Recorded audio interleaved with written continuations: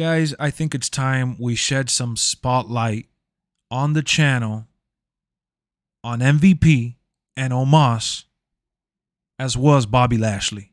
I think it's time that we finally address these three gentlemen that have been giving us awesome storyline moments and some solid matches as well, surprisingly so.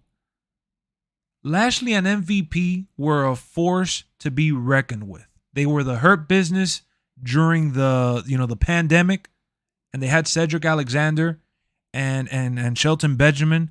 I love that stable. I wish we would have gotten to see that with a live crowd.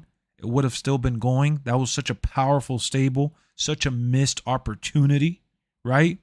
And Lashley has just been on a run after he stopped the whole joking around with Lana and Rusev and all that stuff that was happening, and he started to become a serious main eventer, and the repackaging with the theme song and everything that went on with it.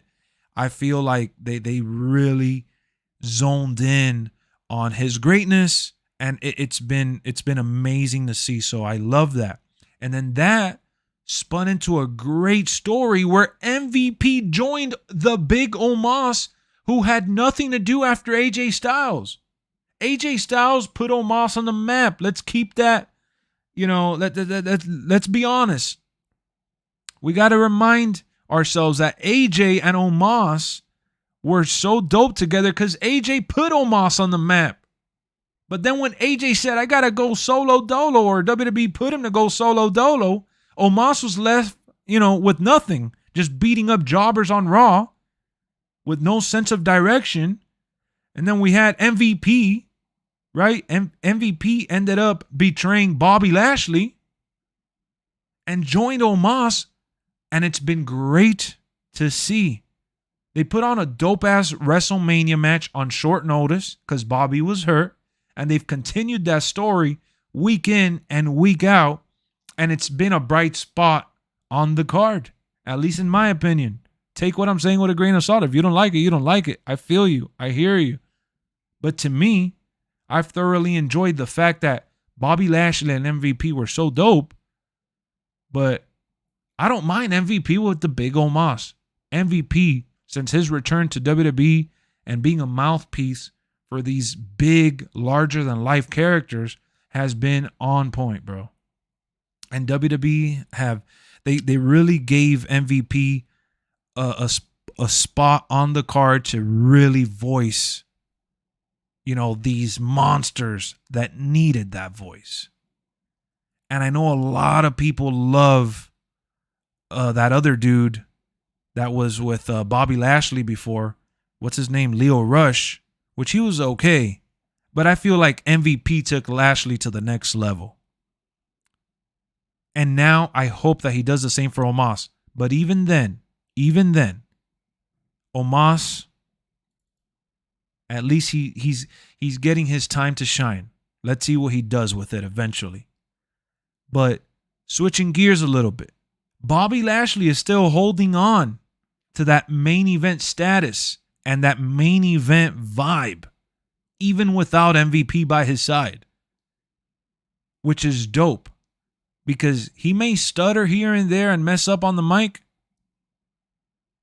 That's the human part of things. He's not that good on the mic. Let's just be real. But he's a veteran of the industry, man. He's learned enough to carry his own, and he's carrying his own weight around. He is still awesome by himself. And I love it. I love to see it. So I hope that one day we get to see Bobby Lashley retain that main belt. And his matches with Drew McIntyre were actually really good. I wouldn't want to see him take the title from Drew, because I would like to see him take the title from someone else.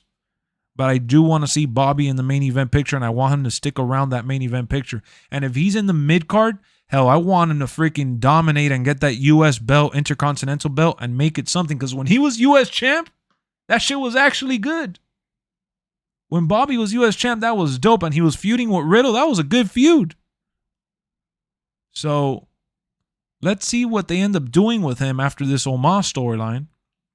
But at least we can all freaking kind of relax and just enjoy Bobby, because WWE's finally giving him that special like star treatment that they took so long to do. Because I feel like they just put him in whack-ass stories, and they haven't really done that. Omos was the first guy to beat him since October 2021, Brian told us. And yeah, Bobby came into his own in TNA for sure. But yeah, I just wanted to do this little highlight moment, this little spotlight, right? Because I feel like people are focusing on Sasha Banks and the Naomi controversy and everyone else, but they're not giving credit to these gentlemen right here that are giving us fun, exciting storytelling. You know, whether it's on the pay-per-view or on Raw, it's been fun to see. So at least he's not jobbing. Exactly, Sabur. At least he's not jobbing. So I'm happy for all these guys involved. Omos, he's a little green still. He has work to do. But I hope by pairing him with MVP and someone as resilient as Lashley, I hope he picks up a thing or two. I just feel that they've been treating at least MVP with some respect. MVP, you're right, Brian. That's the best way you could put it. MVP is the one WWE return no one asked for, and it's like the best thing that has ever happened. And he is one of the best managers and mouthpieces to see on TV. So that's it. That's the story. This is the moment. Just wanted to, like I said, show some love to these Iron Giants who have been killing it in WWE. LexxExpress, showing love. Let's go.